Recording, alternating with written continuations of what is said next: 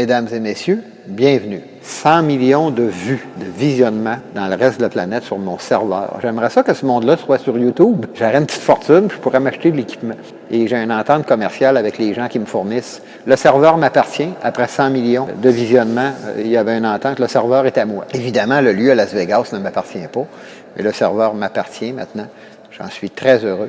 J'ai dépassé, soit dit en passant, les 100 millions. Là. Je m'en vais vers 100 millions,2, quelque chose de même, là, de vues à partir du 12, c'est-à-dire dimanche dernier. Et aussi, à partir du 12, bien là, j'avais 10 014 vues. Normalement, je devrais avoir 11 014 parce que YouTube, pour des raisons que je ne connais pas, m'a enlevé 1000 vues d'une claque comme ça. Supposément un réajustement.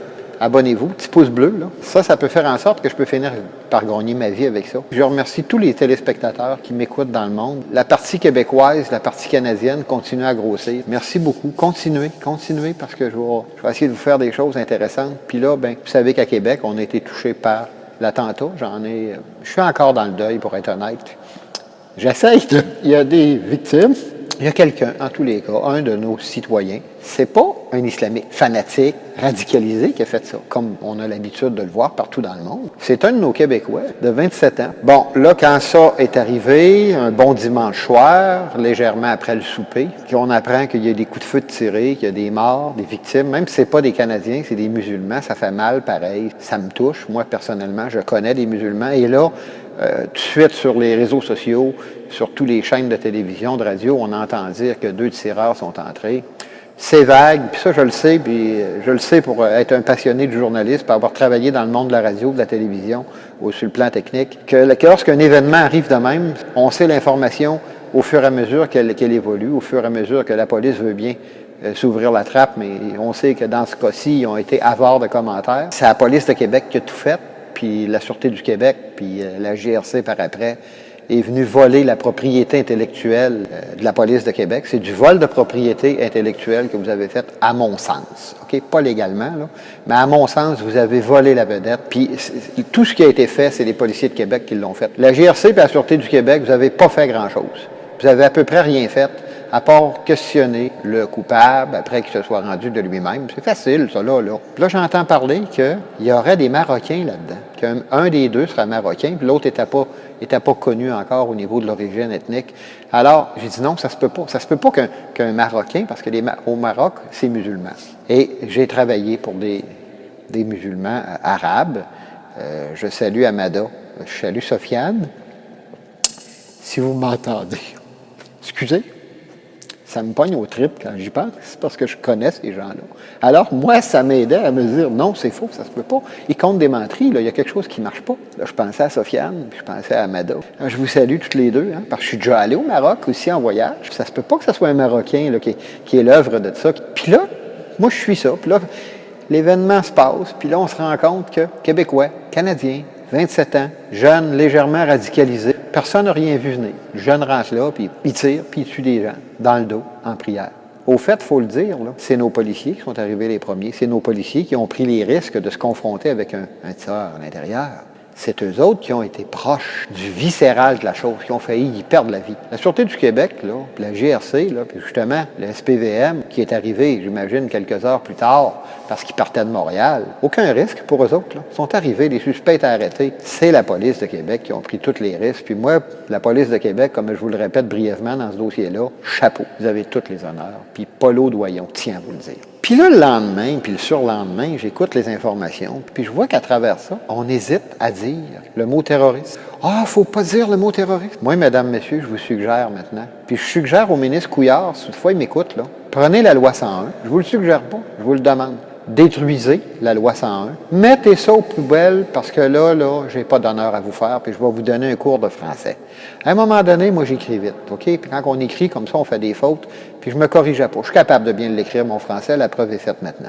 Mais à un moment donné, je me suis fait slimer les oreilles par quelqu'un qui m'a dit « Commence par apprendre ton français, puis tu pourras parler. » Puis il a bien fait de me dire ça, parce qu'à cette heure, je fais attention, puis vous ne trouverez pas grand faute dans mes textes. Vous pouvez en trouver quelques-unes, là, mais je me corrige maintenant. Mais la correction écrite, ça ne suffit pas. La compréhension d'un texte, c'est important. La valeur d'un mot, c'est important. Il y a trois instances qui m'ont choqué. D'abord, le commissaire, le grand patron de la GRC au Canada, qui est M. Bob Paulson. Monsieur Paulson, là, hey, avez-vous vu la belle uniforme qu'il y a, toi? Les omelettes bord en bord. Donnez-moi ça, Monsieur Paulson. J'aime les uniformes. Envoyez-moi ça, cet uniforme-là.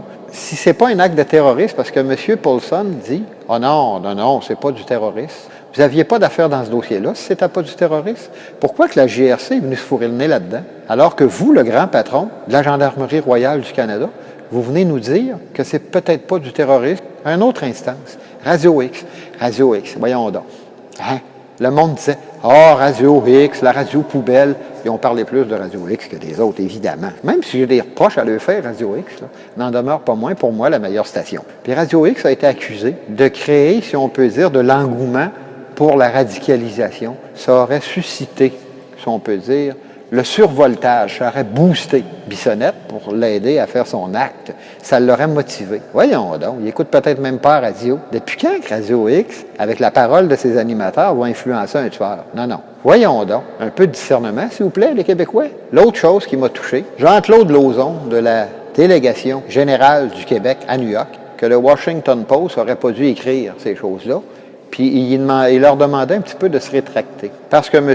Lauzon défend la langue, défend la culture. Hey, notre culture, elle a un joli problème, hein? M. Lauzon, vous ne comprenez pas votre français non plus. Sortez donc votre dictionnaire, puis allez voir le mot terroriste, qu'est-ce que ça veut dire. M. Paulson, sortez votre dictionnaire, vous aussi. Allez voir le mot terroriste, qu'est-ce que ça veut dire. Radio X, on dit un matin, « Ah, c'est pas du terrorisme », puis d'aller penser que c'est du terrorisme, c'est un manque de professionnalisme. Écoutez ce qui suit.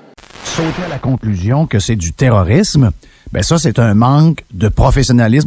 Sauter à la conclusion que c'est du terrorisme, ben ça, c'est un manque de professionnalisme. Moi, je vous dis, c'est un manque de professionnalisme de penser que c'est pas du terrorisme. Définition du terrorisme maintenant. C'est un acte, un geste qui a pour but de créer la terreur, la peur et la crainte.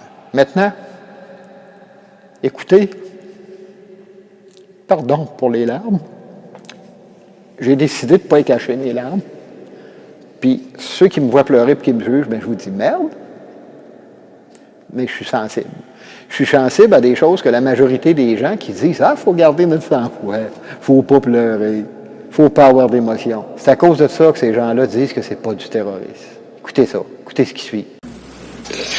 6 de nos frères qu'on connaissait hier, qui étaient avec nous, que je voyais et qui priaient à côté de moi, main dans la main, et on se saluait à la fin. Ils ont été assassinés dans le dos, parce que les gens, quand ils font la prière, ils font la prière en avant. Et ils sont rentrés, ils ont tué ces gens, et ils ont laissé maintenant des orphelins. Et là, c'est comme ça que j'ai commencé à parler avec eux. J'ai dit que papa est mort, il est au paradis, c'est une bonne personne. Il n'a rien fait et tout, alors j'ai commencé comme ça à parler avec eux. La deuxième, elle a dit, ma fille de 8 ans, elle m'a dit, est-ce que tu es sûre, maman, qu'elle est morte? Peut-être elle n'est pas morte. J'ai dit, oui, ma fille, elle est morte. M. Paulson, Radio X, Jean-Claude Lauzon, qui prétend défendre notre culture. Vous ne défendez rien pantoute, M. Lauzon, vous scrapez notre réputation à New York. M. Lauzon, là, vous nuisez à notre réputation au Québec. Vous ne l'aidez pas pantoute en parlant de la manière que vous avez parlé, en envoyant une lettre au Washington Post. C'est le Washington Post qui a raison. Lui avait la vraie définition de terrorisme. Écoutez encore une fois. 6 de nos frères qu'on connaissait hier, qui étaient avec nous, que je voyais et qui priaient à côté de moi, main dans la main, et on se saluait à la fin.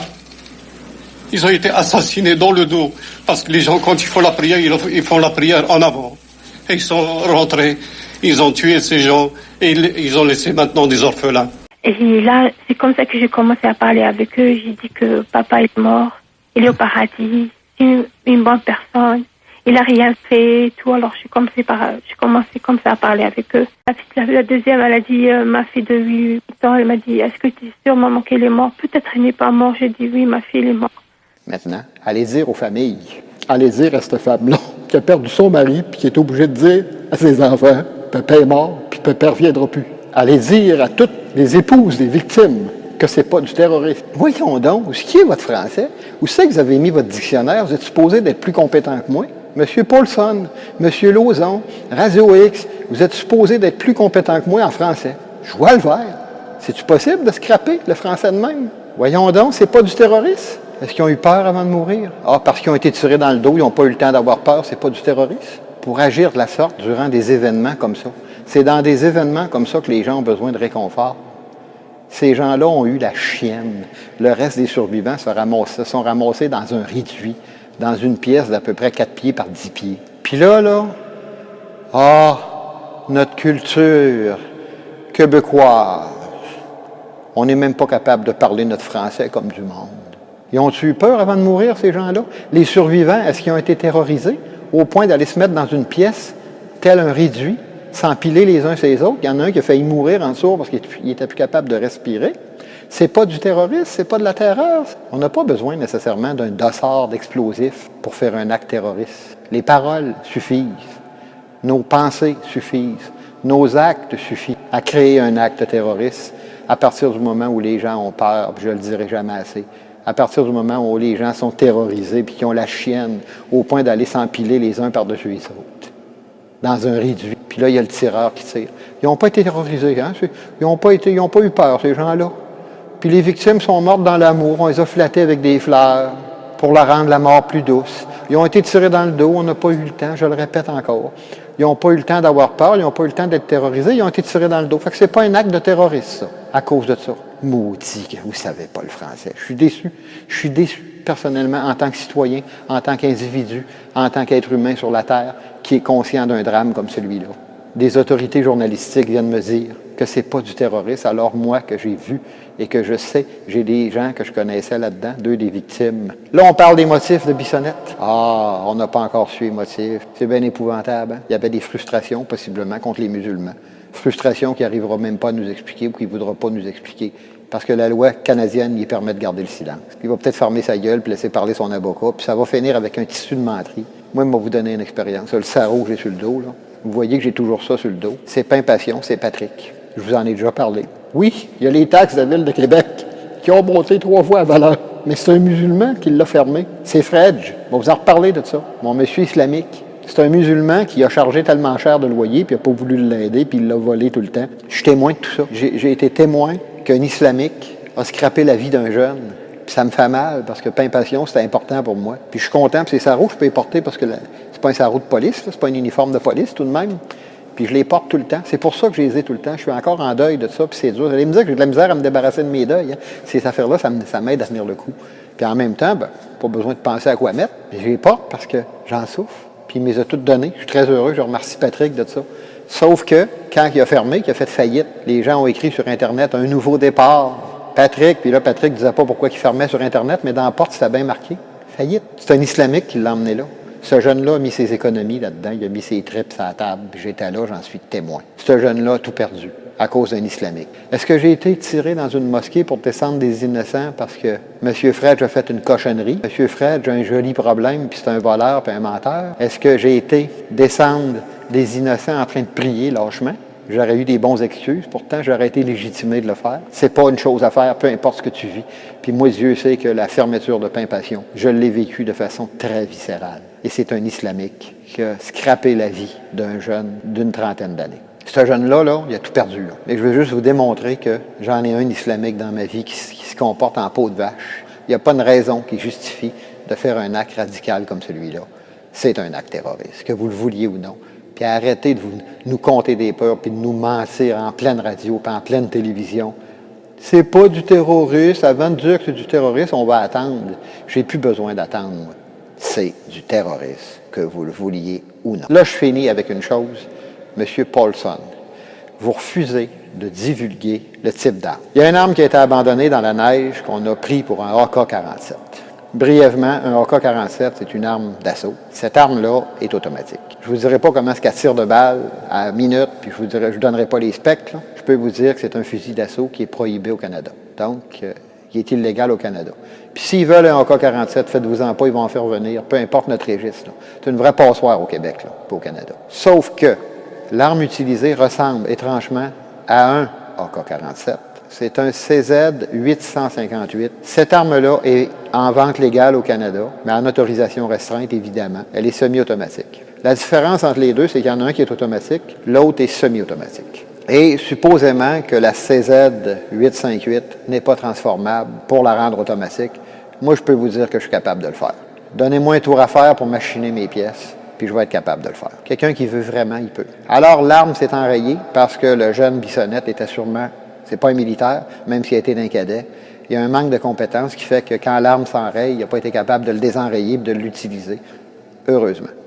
Ça aurait été incroyable. Il n'y a personne qui s'est sorti de là vivant, si toutefois il avait réussi à rendre son appareil opérationnel à nouveau, son arme. Là, il est sorti une arme de poing qui est possiblement un Beretta 9 mm. C'est une arme de poing qui est à autorisation restreinte aussi et qui est utilisée dans les stands de tir. Je connais les armes tout simplement parce que je suis collectionneur d'uniformes, de police, de pompiers, d'ambulanciers, de l'armée, de toutes sortes d'uniformes. Et puis j'allais ce qu'on appelle avant dans des gun shows. Il n'y en a plus au Québec à cause du registre des armes à feu qui ne vaut absolument rien. Des gun shows, il n'y en a plus. Des collections d'uniformes tout seul, il n'y en a jamais eu. On appelait ça un gun show. C'est que les gens exposent des armes et nous acceptent, nous les collectionneurs d'uniformes, comme exposants. Mais a priori, c'est des gun shows, donc c'est des armes. Moi, j'aime les uniformes, OK? J'aime l'uniforme de police au point de coucher avec. Là. Je ne compterai pas de menterie, là. Le monde me dit, pourquoi, ceux qui me connaissent, pourquoi tu t'as parlé de tes uniformes, pourquoi tu t'es pas fermé la gueule? Parce que j'ai décidé de parler de ces choses-là, puis j'ai décidé d'arrêter à un moment donné, de me mentir à moi-même. Puis les gens font un peu partie de ma vie. Quand on fait ce que j'entreprends, là, vous faites un peu partie de ma vie. Il ne faut pas avoir peur de ça. Si je pleure à la caméra, je pleure à la caméra. Puis on a le droit d'avoir des émotions, puis il faut avoir des émotions. C'est quand on n'a pas d'émotions qu'on se transforme en Bissonnette. Il faut en avoir des émotions, il faut être sensible. Parce que moi, je vous jure que ma sensibilité m'empêcherait d'aller faire une chose pareille. Bien que j'ai les connaissances, même pour me fabriquer des armes. Okay? Je suis capable d'en fabriquer, je suis capable d'en modifier, je suis capable de faire des bombes. Je suis un scientifique, je suis capable de tout faire ça. Mais jamais je vais faire une chose pareille. À cause que, justement, ma sensibilité va m'en empêcher. Mes émotions, mon honneur, les uniformes que j'ai, je ne voudrais pas les perdre. Alors voilà, je vais revenir avec d'autres capsules sur Trump. Je voulais parler de tout ce qui regarde Bissonnette.